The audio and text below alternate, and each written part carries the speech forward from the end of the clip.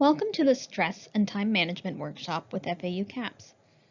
Today we will be covering helpful tools to navigate procrastination, motivation, and stress. These issues are most common during midterms and the last few weeks of the semester. However, this workshop can be useful at any time. Today we will be reviewing several topics. We are going to talk about stress and the difference between eustress and de-stress. Discuss reasons why we procrastinate, and learn about the procrastination cycle that keeps us stuck. Learn about motivation, including common misconceptions. Talk about anxiety and what is happening in your body when you are feeling anxious. Learn new strategies to tackle time management issues. Learn the importance of prioritizing. Practice relaxation and stress management strategies. Discuss the importance of leisure, self-care, and sleep. And start to put together a stress and time management survival plan. We will do our best to get as much of it done here as possible, so that when you take it home, it will be much easier to complete. Stress can mean something different for every person. Broadly defined, it is the non-specific response to any demand for change. This means that stress is a subjective experience that may be present through physical symptoms, such as headache, tension, or upset stomach, cognitive symptoms, such as worries and self-doubt, and can even impact the way that you relate to others. For example, you may be irritable or withdrawn from your friends. Not all stress is bad for you. In fact, stress can be helpful in maintaining a healthy level of motivation and energy.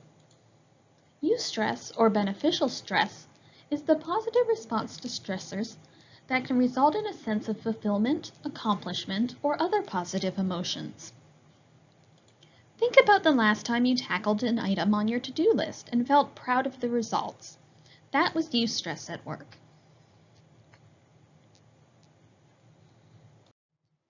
Taking a look at page 5, you will find a visual model for this. With a moderate level of arousal from stress, a person is likely to be motivated to prepare, concentrate, and engage in productive behaviors without becoming overwhelmed or avoidant. Too little or too much stress can be unhelpful. It is important to remember that by managing your levels of stress, for example, by practicing relaxation strategies, taking the appropriate breaks, engaging in self-care, you can maximize your output and maintain a healthy amount of motivation. De-stress, on the other hand, happens when the resources that are demanded of you exceed the resources that you actually have. For example, having one exam can be stressful, but most of us will probably be able to meet the demand with minimal problems. During midterms, or the final weeks of the semester, however, you may have 5 upcoming exams and several projects to complete. The amount of time and energy needed to complete this much work can be exhausting. Now that we understand stress better, let's talk about anxiety. Oftentimes, stress and anxiety are interchangeably used and can be confused with one another. Both stress and anxiety can result in increased levels of arousal presented by excessive worries, inability to focus, shallow breathing, upset stomach, and more. For today, we are going to focus on test anxiety. Test anxiety is a type of performance anxiety that can cause high levels of distress during testing situations. Like other forms of stress, some amount of test anxiety is normal, healthy, and expected, but too much anxiety can lead to a variety of problems. It is important to note that although many people experience test anxiety, this is not a diagnosable disorder, and it can be managed by learning coping strategies to target the specific symptom you may be experiencing. There are 2 types of test anxiety: anticipatory and situational. Anticipatory anxiety may be experienced as a feeling of dread and excessive worrying about an upcoming test. It can result in avoidance of studying the test material or inability to focus when you're attempting to engage in studying. Sometimes this can be evident when you read a passage over and over again and you're left feeling like you did not understand the message of the reading material. Situational anxiety occurs during the test-taking situation. Common symptoms include inability to remember what you studied, racing heartbeat, upset stomach, sweaty palms, shallow breathing, feeling lightheaded, and more. You may sometimes engage in negative self-talk that can perpetuate these symptoms further. We'll talk more about self-talk later. I would like to take a minute and highlight one of the most common responses to situational test anxiety. Many times when taking an exam, you might notice that your mind goes blank and you cannot remember what you studied. This can happen for two reasons. As your body prepares itself to fight or flee, a common automatic physiological reaction to a perceived threat, your resources are distributed accordingly. For example, to your extremities or core and not to your thinking brain. Alternatively, like a deer in the headlights, your response might be to shut down and freeze. These reactions are known as the fight, flight, or freeze response. Some of the most effective coping strategies you can use for stress and anxiety symptoms are relaxation techniques. Today we will be practicing two methods. However, keep in mind that there are numerous ways to implement relaxation that can work for you. Engaging in relaxation activates the parasympathetic nervous system, which sends a signal to your brain that you're safe, which includes telling your brain you don't need to use the fight, flight, or freeze response. In fact, deep breathing has been found to be beneficial in increasing the amount of oxygen that is available for your thinking brain, the prefrontal cortex. Since breathing is something we can all control and regulate, it is a useful tool for achieving a relaxed and clear state of mind. For today's practice, we will focus on diaphragmatic breathing. When taking a deep breath, make sure that your belly rises as you inhale and lowers as you exhale. I like to pretend I'm blowing up and deflating a balloon in my belly. Before we practice this skill, let's take a moment to measure our level of stress. On a scale of 1 to 10, 1 being no stress at all, and 10 being the most stress you have ever experienced, where are you? Go ahead and write that rating down on page 19 of your student workbook. Okay, so let's learn this new skill of diaphragmatic breathing. I will explain it first, then guide you through it as a group, and then you'll have some time to practice on your own. If this is too uncomfortable to do right now, just follow along and then try this at home when lying down to feel the full effect. I will explain it first and then show you. I know it sounds simple, but it actually takes some concentration. Place one hand on your stomach and one on your chest. You want to feel the hand on your stomach move in and out more than the hand on your chest. Take a deep breath in through your nose into your abdomen. As you inhale, count in your mind 1, 2, 3, and imagine the air you breathe in pushing against your hand on your stomach. Hold for a count of 4.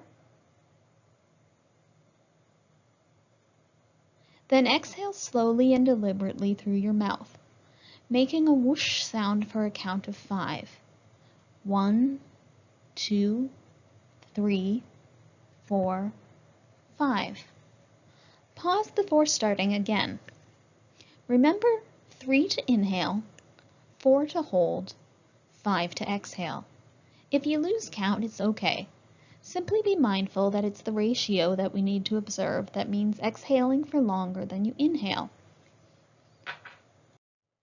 Now let's all try. Inhale for a count of 3, hold for a count of 4, and exhale for a count of 5.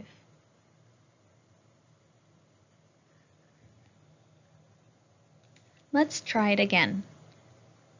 Inhale for a count of 3, hold for a count of 4, and exhale for a count of 5.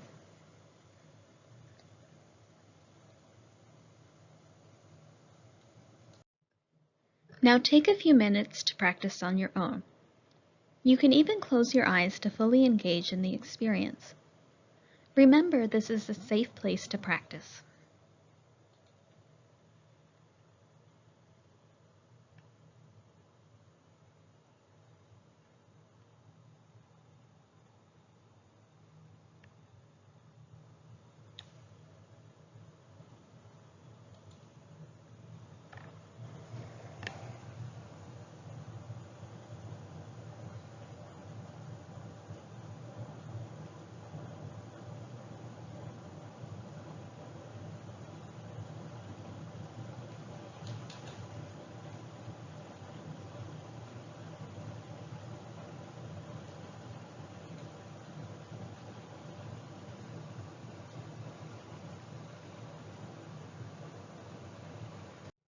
Awesome job! Now take a moment to measure your stress from 1 to 10 and write your rating and any reactions you have on page 19 of your workbook.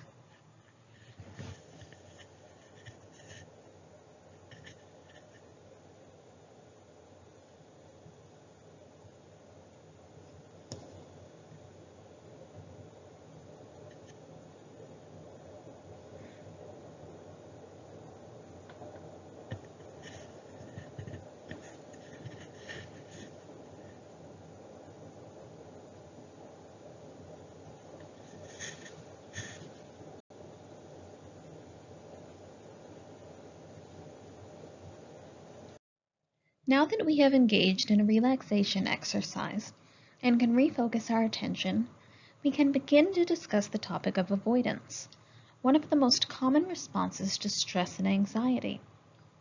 Often when encountering a stressor, there are numerous uncomfortable physical, emotional, and cognitive symptoms.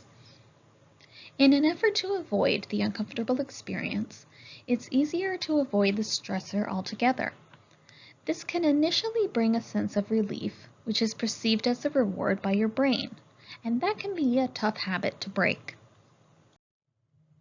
Unfortunately, this feeling of relief cannot last for long, because more often than not, the stressor does not truly go away. As a result, avoidance and escape causes more distress and the problematic symptoms to continue to persist. Sometimes it is momentarily easier to relieve the stress of upcoming exams by using procrastination as a form of avoidance. When we think about procrastination, the word itself may bring up many images and perhaps even unpleasant feelings associated with it. We have all at one time or another pushed our duties off until they could no longer be ignored, and we were left with the choice of not doing the task altogether or pulling an all-nighter, which meant more added pressure and less time to study, more distress. After the fact, we probably experienced feelings of shame and a resolve to never do it again, only for the cycle to repeat itself once more. Sound familiar? On page 6 of your student workbook, you will find a visual representation of the procrastination avoidance cycle.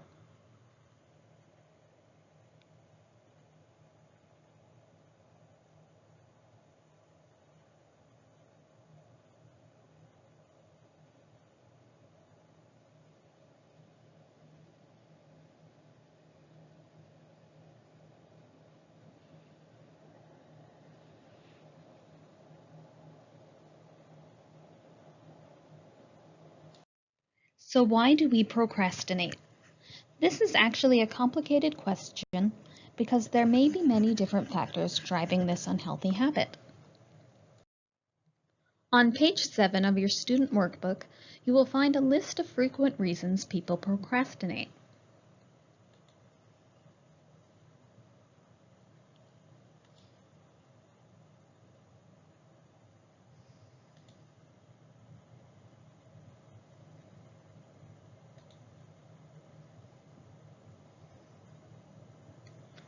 Please take a moment to circle those that are common for you. There are also some blank spaces for you to fill out reasons that are unique to you.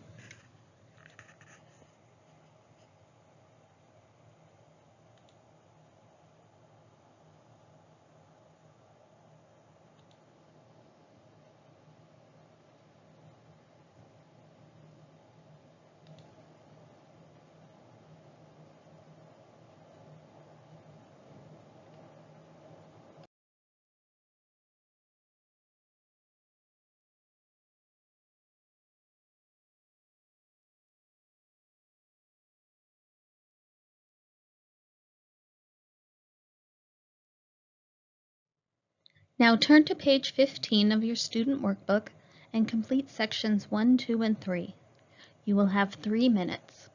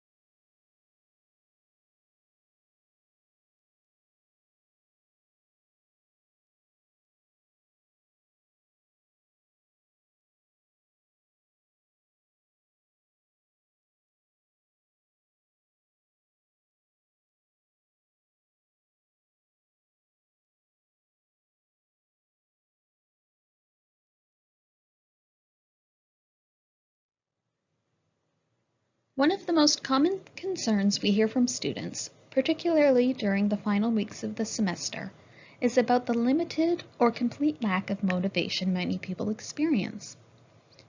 For many, this means a complete shutdown of productive behaviors and subsequent feelings of helplessness. For some, it may even affect how they feel about themselves, the world around them, and their future. Motivation is simply defined as the desire to do something. There are many theories on factors that affect our motivation, but for today, let's focus our attention on extrinsic variables or external rewards and intrinsic variables or personal drives. Both extrinsic and intrinsic motivators can have a profound effect on how we view a challenge and the actions that we take thereafter. It is important to remember that we all have individual preferences and values. Therefore, finding the right motivator that works for you may take some trial and error. To better understand motivation, let's talk about the brain and some of the neuroscience involved. The main structure in the brain responsible for motivation is the mesolimbic pathway, often referred to as the reward pathway. Motivation happens when dopamine, a brain chemical, spikes when you anticipate a reward. The cool thing is that your brain can be trained to take advantage of these bursts of dopamine sparked by a rewarding experience that works for you.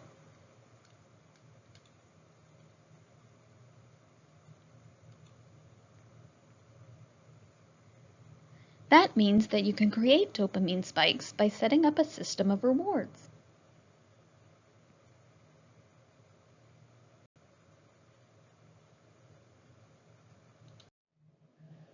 Oftentimes, when approaching a difficult task, we are stuck before we even get started.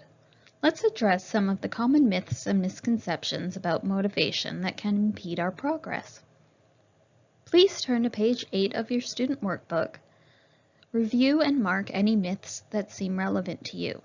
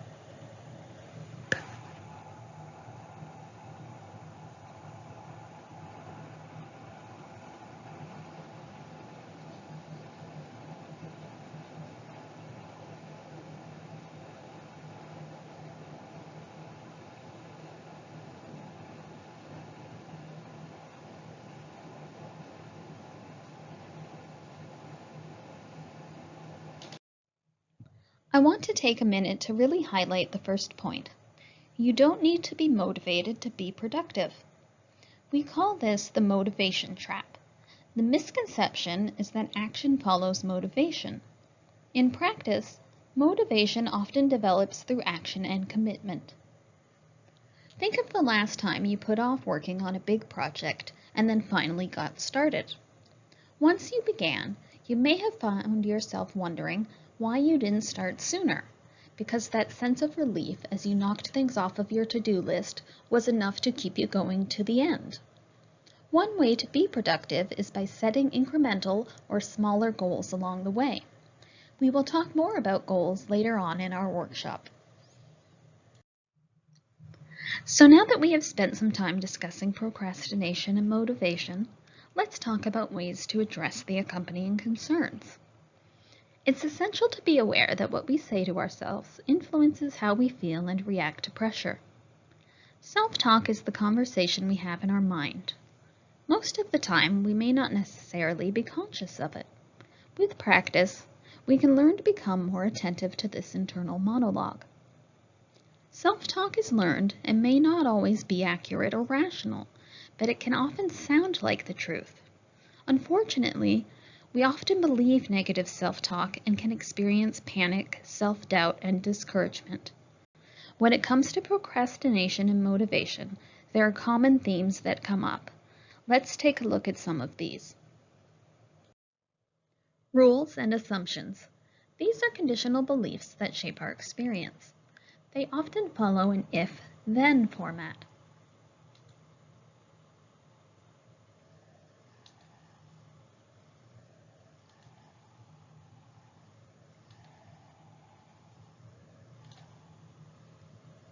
For example, while worrying about your upcoming exams, you might say to yourself, if I don't get started on this right now, then I will never get finished.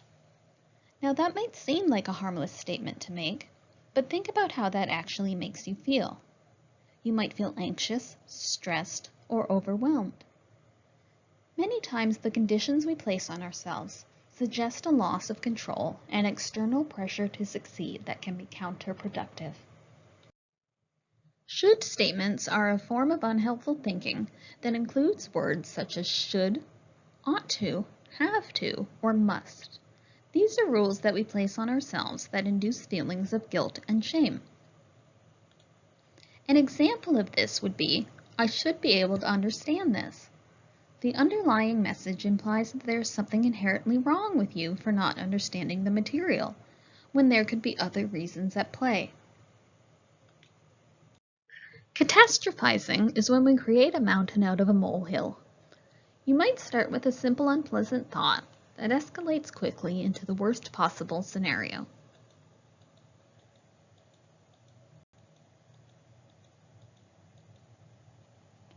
For example, you might tell yourself, I can't concentrate, which then leads to, I'll never pass this test.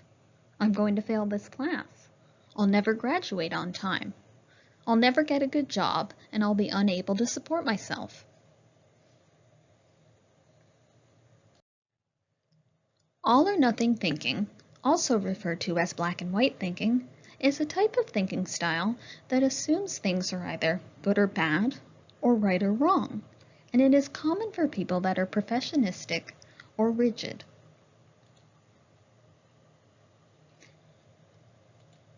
An example of this would be, if this doesn't get done the right way, then I'll be a complete failure. Fortune telling is predicting an outcome before considering all of the information. For example, you might tell yourself, I'll never pass the test, before you even begin to review the study material. So by now, you are probably asking yourself, what can I do about my self-talk? As we mentioned earlier, it is first important to become aware of your thoughts. Start by monitoring and labeling your self-talk when it occurs.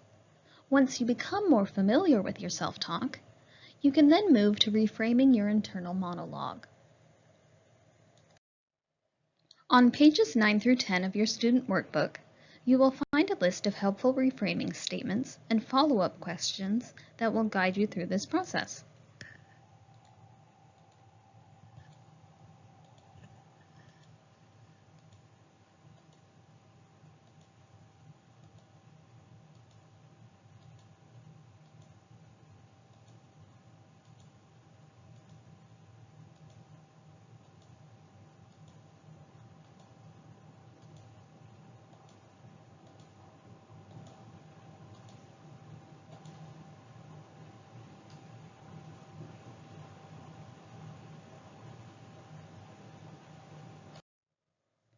Now please turn to page 11 to the Reframing Your Thoughts worksheet, where you can monitor and challenge your self-talk throughout the week. We have provided a more comprehensive list of unhelpful thinking styles on page 12 to help you through this process. You will have additional copies of the worksheet in the appendix.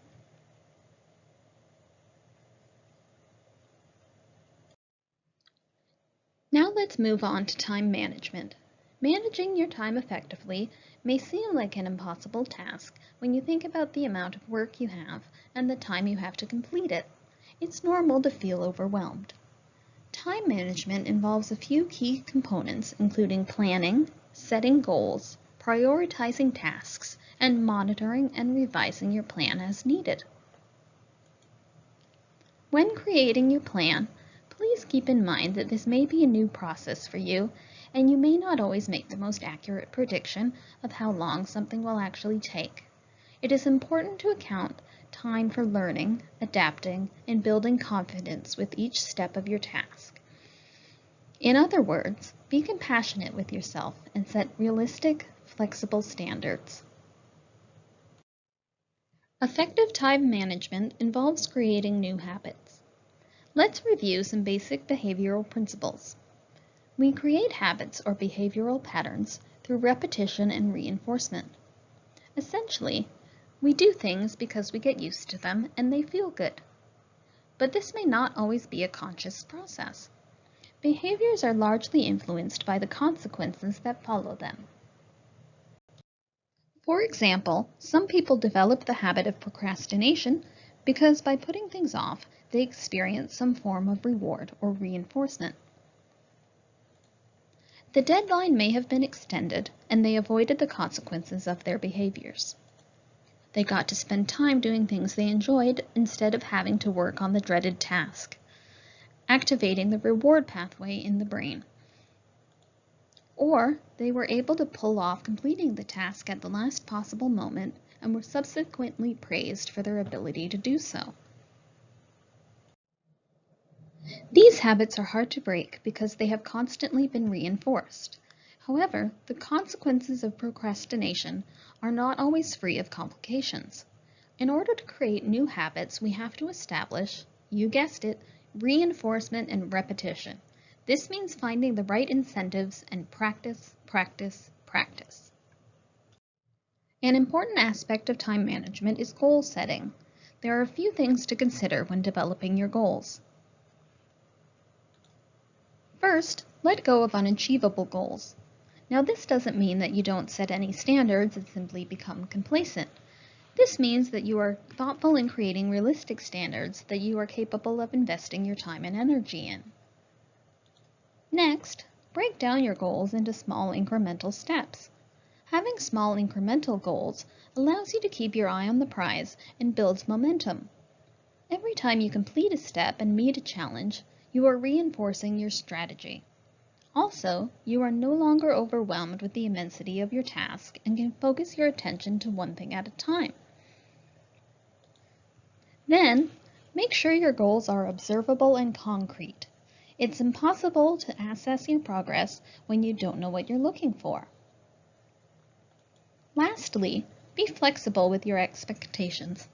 Sometimes we may misjudge the demands and resources it takes to complete a goal. It's okay to readjust.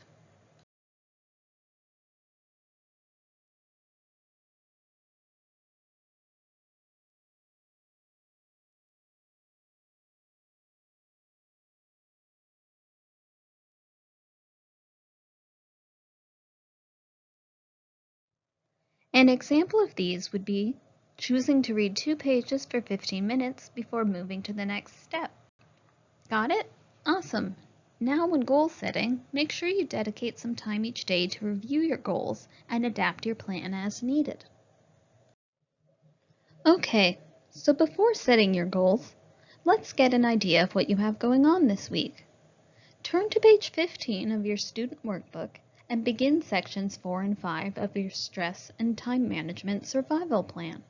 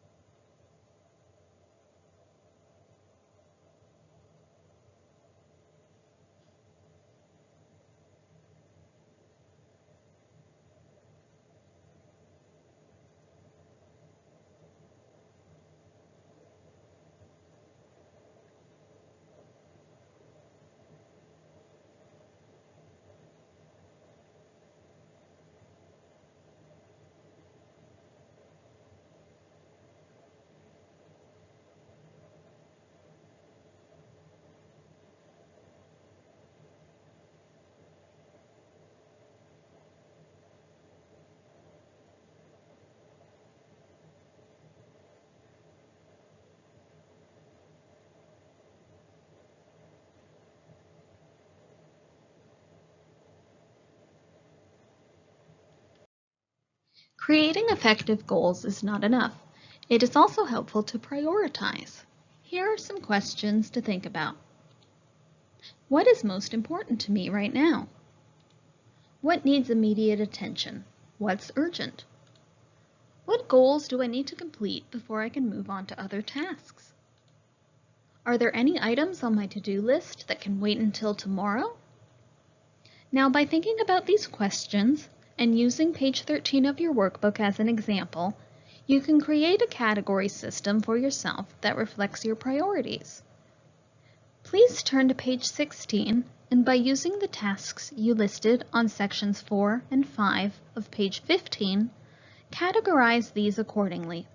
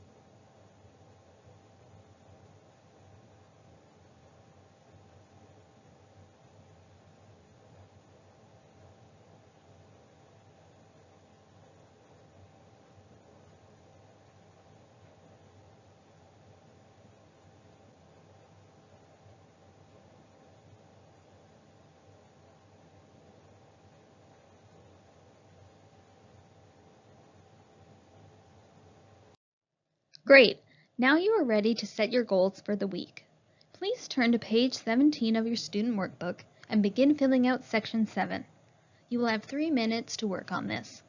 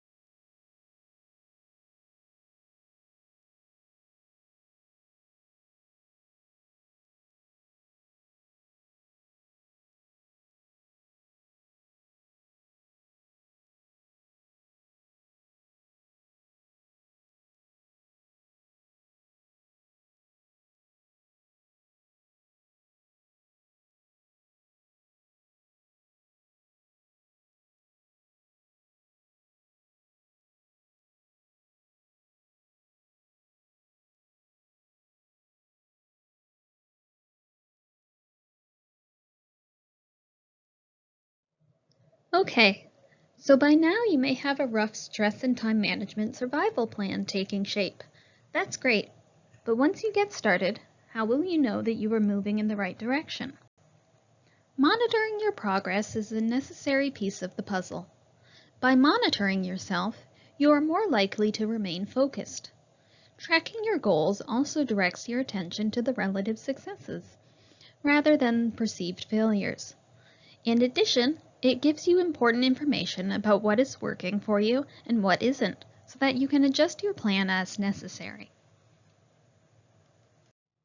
You can track your progress in a variety of different ways. Here are a few ideas. Create a daily, weekly, and monthly log or chart to record your activities. Create a checklist with your goals that you can check off once it is completed. Keep a journal to write down your progress each day. Or talk it over with a friend, parent, significant other by keeping them updated on your progress. Go ahead and fill out section 9 on page 18 of your student workbook.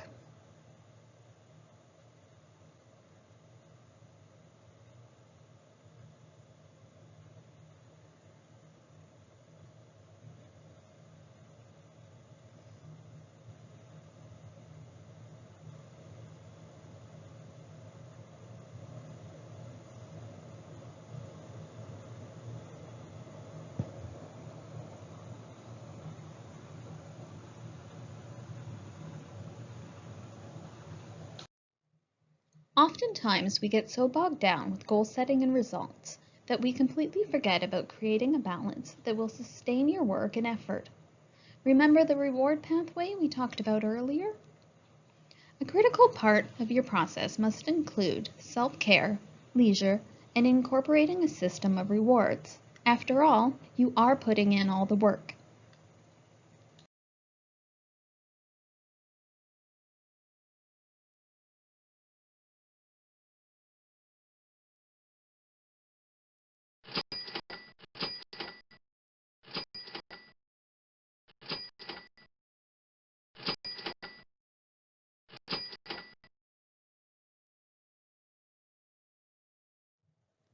Guilt-free play is essential in renewing your motivation, creativity, and energy.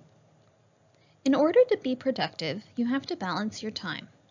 This means prioritizing recreation, relaxation, and self-care as important to your overall mental and physical health. We are more likely to be productive when we can anticipate pleasure and success rather than stress. This means having immediate, definite, and tangible rewards that break up the monotony of work.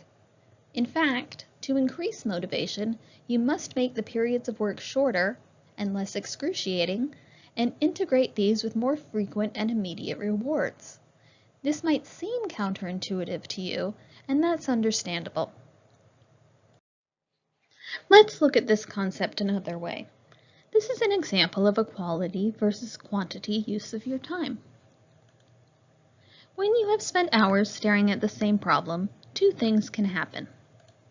First, you start to feel fatigued and are unable to maintain the same caliber of work. In fact, you find that your work suffers. Second, your motivation decreases. Feelings of frustration and anxiety may begin to set in and cause you to feel overwhelmed. By giving yourself frequent breaks, you can ensure that your efficiency is maintained and your work does not suffer. Creating a system of rewards can facilitate this process. Now let's talk more about self-care. Self-care refers to activities and practices that we can engage in on a regular basis to balance stress. Good sleep, engaging in pleasurable activities, physical activity, and attending to your personal nutritional needs are the foundation of basic physical and mental health. Without this foundation, you may find you're more vulnerable to distress. Let's take a look at sleep. Lots of important things happen in your brain and body while you sleep. The research shows that while you sleep, your brain is hard at work forming the pathways necessary for learning and consolidating the information you've taken in that day. Sleep deprivation will impact your mood, energy, memory, grades, and ability to focus and concentrate. Research shows that you need 7 to 8 hours of sleep consistently to be well rested and perform optimally. As we all know in college, it's common for people to stay up late, pull all-nighters, and catch up on sleep later. Does this sound familiar to anyone? However, anything less than 7 to 8 hours a night consistently will impact your functioning. How do you improve sleep then? Let's take a look at the sleep hygiene worksheet on page 22 in your workbook to consider ways to improve your sleep habits. Feel free to pick something from this list that you would like to try and go ahead and circle it, star it, highlight it, or even add it to your goals.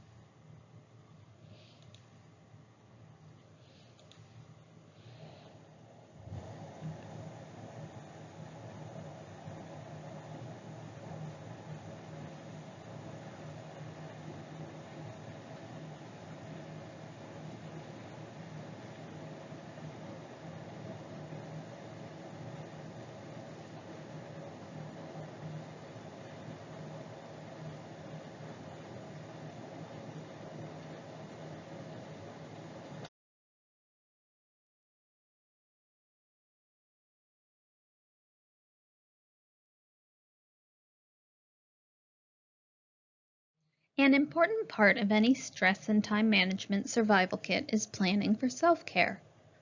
Now turn to page 18 of your student workbook and begin filling out section 8. For ideas on self-care and leisure activities, please reference page 23 in the appendix section of your student workbook. You will have 3 minutes. For an example of this to help guide you, please turn to page 14 of your workbook.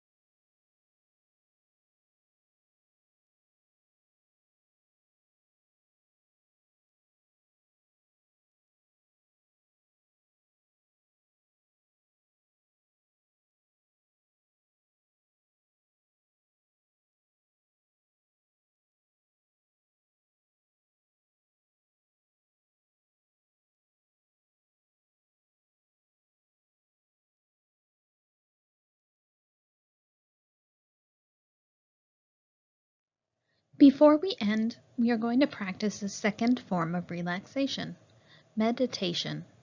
Meditation is a powerful tool used to reduce feelings of stress and anxiety. There are many different kinds of meditation. Broadly defined, meditation means resting your mind and achieving a state of consciousness that is different from your waking state. Today we will practice a meditation that engages our imagination called guided imagery. It is a technique that focuses and directs your imagination in proactive, positive ways. Depending on the imagery used, it can invoke a sense of deep relaxation, self-compassion, energy, and/or motivation. Before we get started, let's measure our stress again on a scale from 1 to 10. Write that rating down on page 19 of your workbook.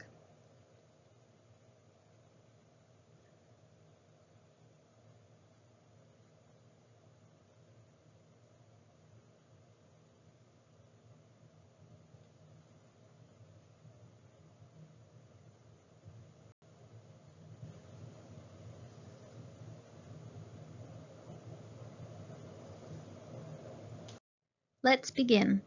Start by getting comfortable in your seat, allowing your eyes to gently close Or if it's more comfortable for you, soften your gaze and focus on a spot on the ground a few feet in front of you.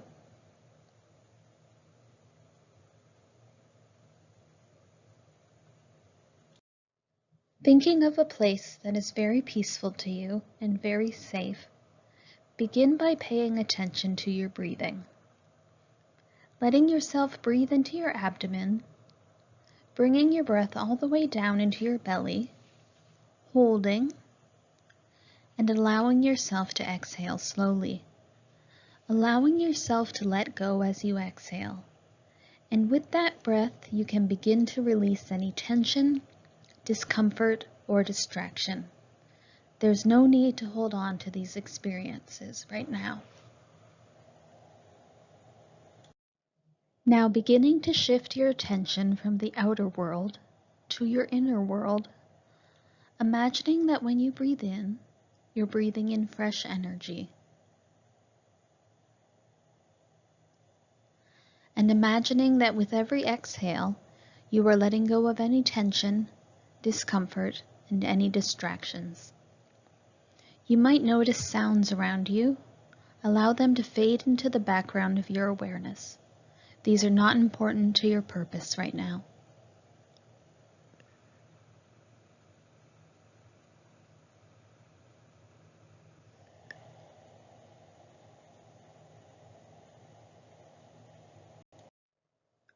Now imagine yourself going to a place that is very peaceful, very safe and secure.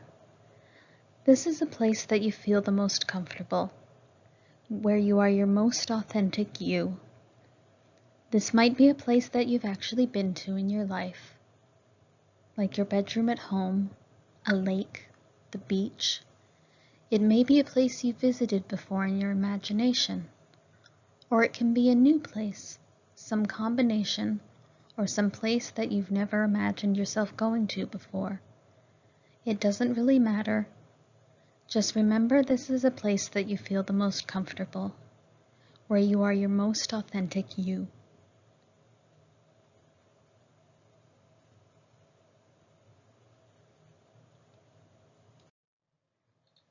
Imagine going there as best you can, in your own way. Look around and notice what you imagine seeing in this special, quiet, peaceful place. Are there walls around you? Perhaps trees? Can you see the sky? Or maybe you see something that is unique to you.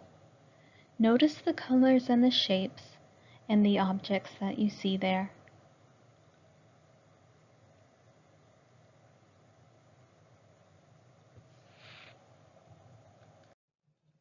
And so as you observe what you see, notice if you hear any sounds in this special, peaceful, quiet place, or whether it's just very quiet. You might hear the sound of the breeze around you, or laughter in the distance. Really pay attention to the sounds and allow yourself to surrender to this beautiful place of your own. Take some time just to be here.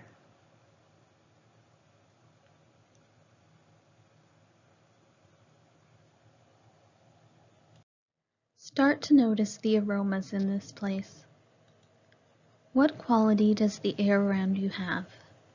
Are there any fragrances? Perhaps the smell of fresh soil under your feet? Or a particular flower that you love? Or maybe you cannot describe the smell, but you know that it's familiar and soothing to you. Take some time to really focus on your sense of smell as you explore this place.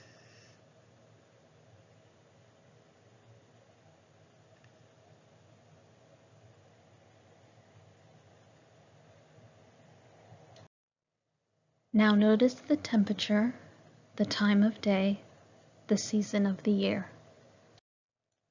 Is it warm around you? Does it feel cool and crisp?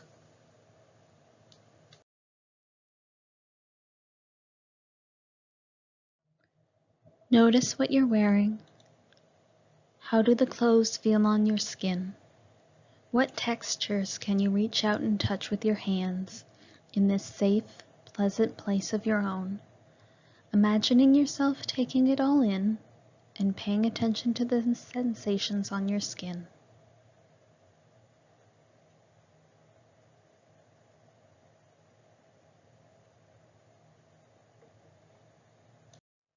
Engage all of your senses now. Take in the experience as a whole, the sights, the sounds, the aroma, the textures, especially noticing any feelings of peacefulness, relaxation, or comfort, and allowing them to be there. You are in this place. There is nothing else to do and nowhere else to go right now. And as you explore the space around you, find a spot where you feel the most comfortable and allow yourself to get settled there. Simply enjoy a few quiet moments. I will wait quietly as you explore.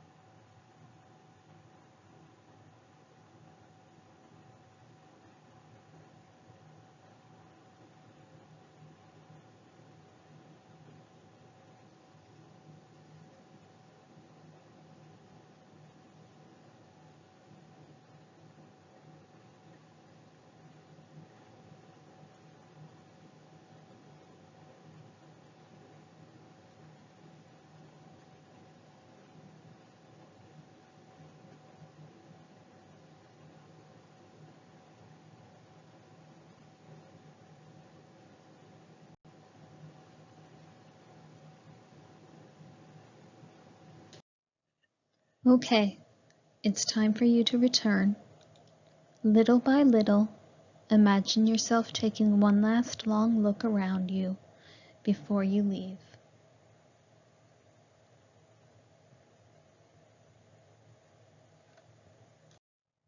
Slowly and gently, bring your attention back to the sounds around you in the room.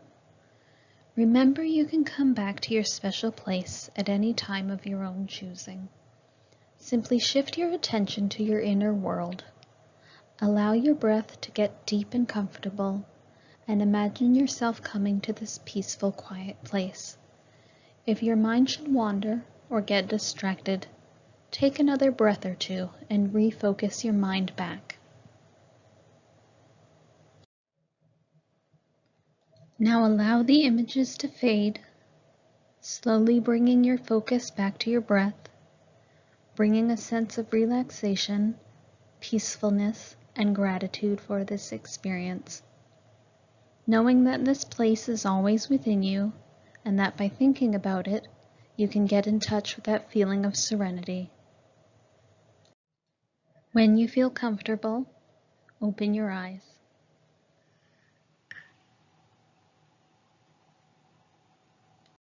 Okay, take a moment to measure your level of stress on a scale of 1 to 10 and write down any reactions on page 19 of your workbook.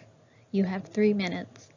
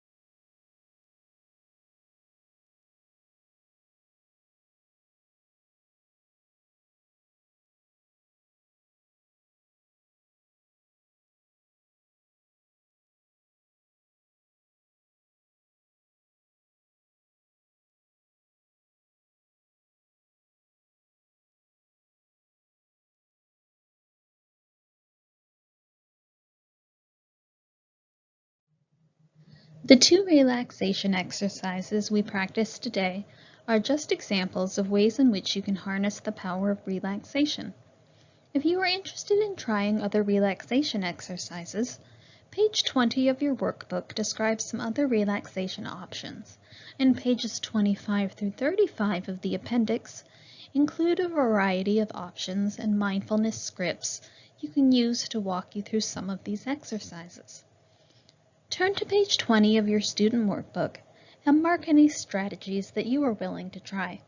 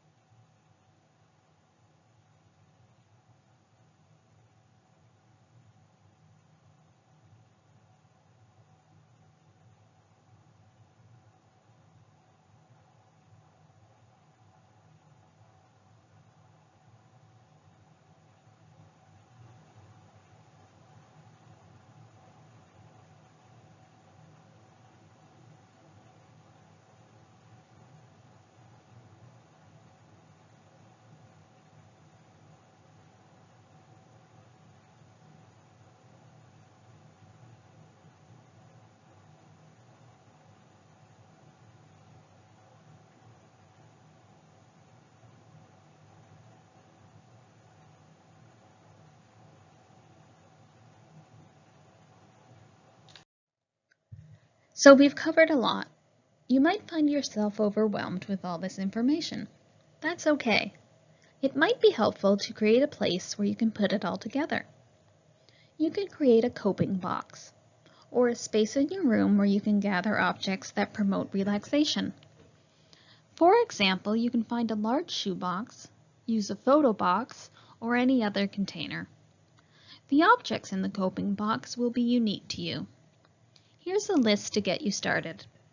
Scented or unscented candles, essential oils of your favorite scents, like lavender, chamomile, eucalyptus, printouts of guided meditations, lists of self-care and/or leisure activities, a journal, grounding objects like a rock or shell you picked up at the beach, Play-Doh, coloring pencils, and a coloring book. Make time every day to use at least one item from your coping box, and practice the relaxation strategy of your choice. Remember that self-care is important in being able to maintain a healthy level of eustress to keep you going, especially during the final tough weeks of the semester. So that concludes our session. Thank you for taking time to be present for yourself and focus on your well-being. Remember that creating new habits takes practice and dedication. Be kind with yourself throughout this learning process. Keep in mind that you are not in this alone and you can enlist support from others. You can do so by making a public commitment to your plans and goals to trusted friends, family members, and/or significant others. You can recruit peers to work with you. You are all on the same boat, so why go it alone? In fact, you don't have to be studying the same material to work together. Simply by being in the vicinity of others who are engaging the same amount of hard work as you are more likely to stay motivated and productive. You can still achieve this while maintaining social distancing by connecting to friends through any number of video chat apps to support each other and motivate one another. If you want some suggestions of websites and apps you can use for stress and time management, make sure to check out page 36 of the appendix. After we conclude today, please take a moment to visit the link below or at the bottom of page 3 or 36 of your workbook to complete an evaluation form to let us know your thoughts about this workshop. Remember that you can come back and use the tools in Stress and Time Management workshop again and again. Please contact us if you have any additional questions regarding this workshop, would like to know about additional workshops, or are interested in making an appointment. FAU Counseling and Psychological Services would like to acknowledge and thank our colleagues at Counseling Services, California Polytechnic State University, San Luis Obispo, for so generously sharing their stress and time management program with us. Thank you for your participation.